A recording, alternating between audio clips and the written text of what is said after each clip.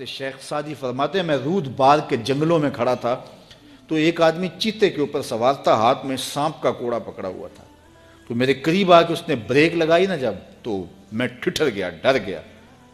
تو وہ مسکرا کے کہنے لگے، وہ صاحب جو چیتے پہ سوار تھے، سعدی ڈر گئے ہو؟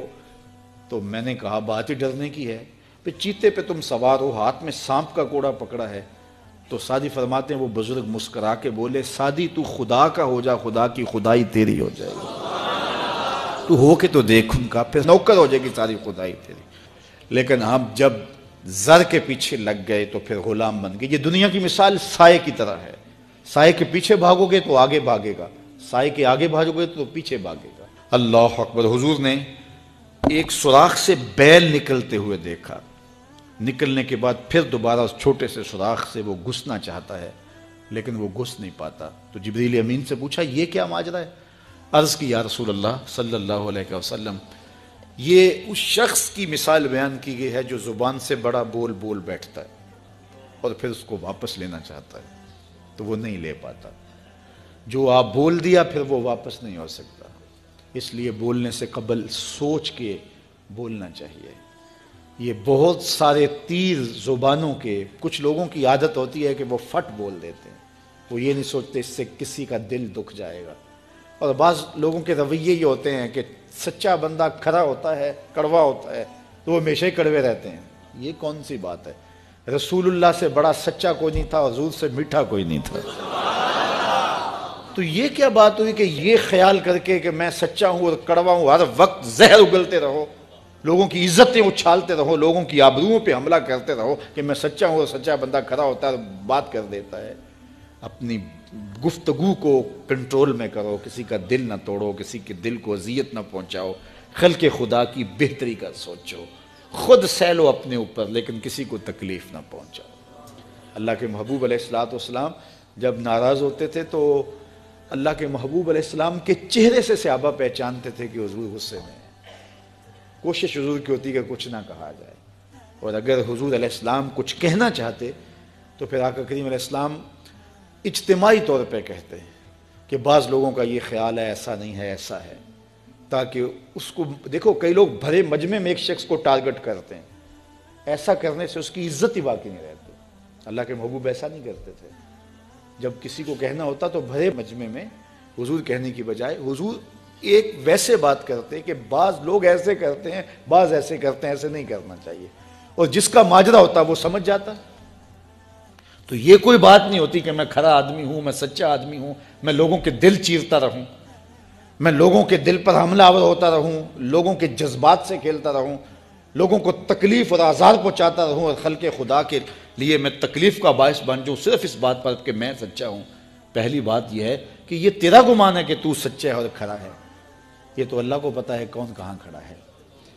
اس لیے یہ بات بہت اہم ہے کہ بولنے سے قبل سوچنا چاہیے، ایسے ہی زبان سے کوئی بات نہیں نکال دینی چاہیے۔ عربی کا ایک شعر ہے کہ جراحات السنان لہو تیام ولا یلتام ما جرح اللسان، کہ جو زخم نیزوں کے لگتے ہیں وہ بھر جاتے ہیں لیکن زبان کے تیروں کا زخم کبھی نہیں بھرتا، وہ تازہ رہتا ہے۔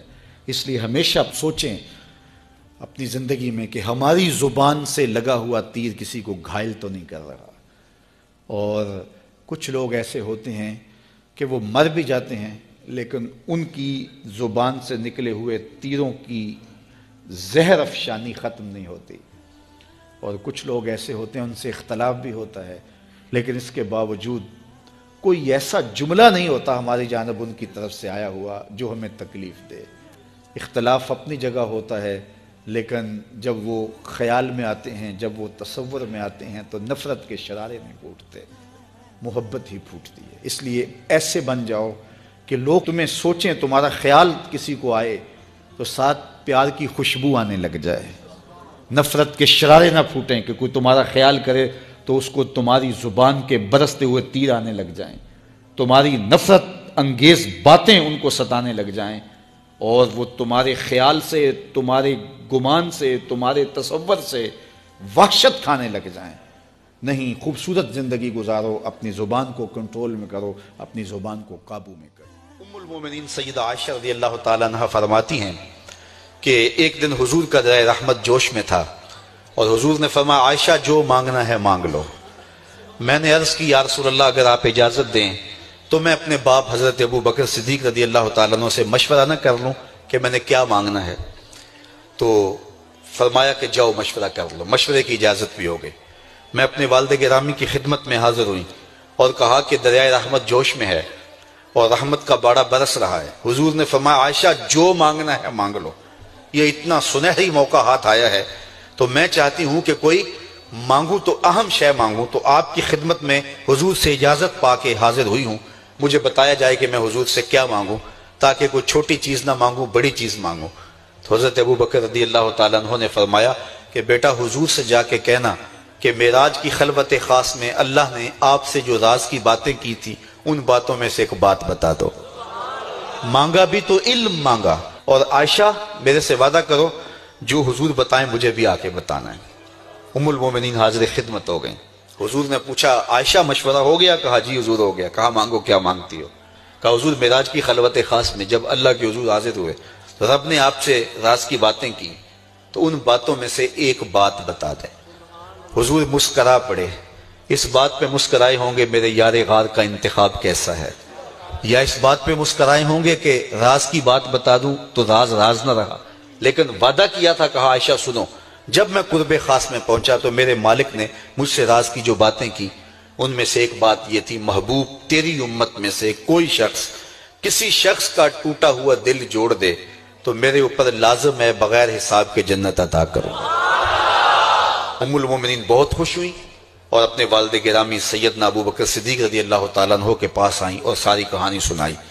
بہت خوش تھی، لیکن حضرت ابو بکر صدیق رضی اللہ تعالیٰ عنہ نے سنا تو رونے لگے۔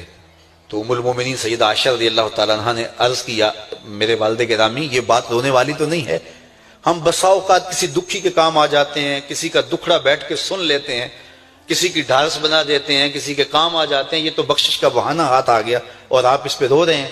تو فرمانے لگے عائشہ اس کو معکوس بھی پڑھو، تصویر کا دوسرا رخ بھی دیکھو، اگر کوئی شخص کسی کا ٹوٹا ہوا دل جوڑ دے تو بغیر حساب کے جنت میں جائے گا، اس کا دوسرا رخ یہ ہے اگر کوئی کسی کا دل توڑ بیٹھے تو سیدھا جہنم میں جائے گا۔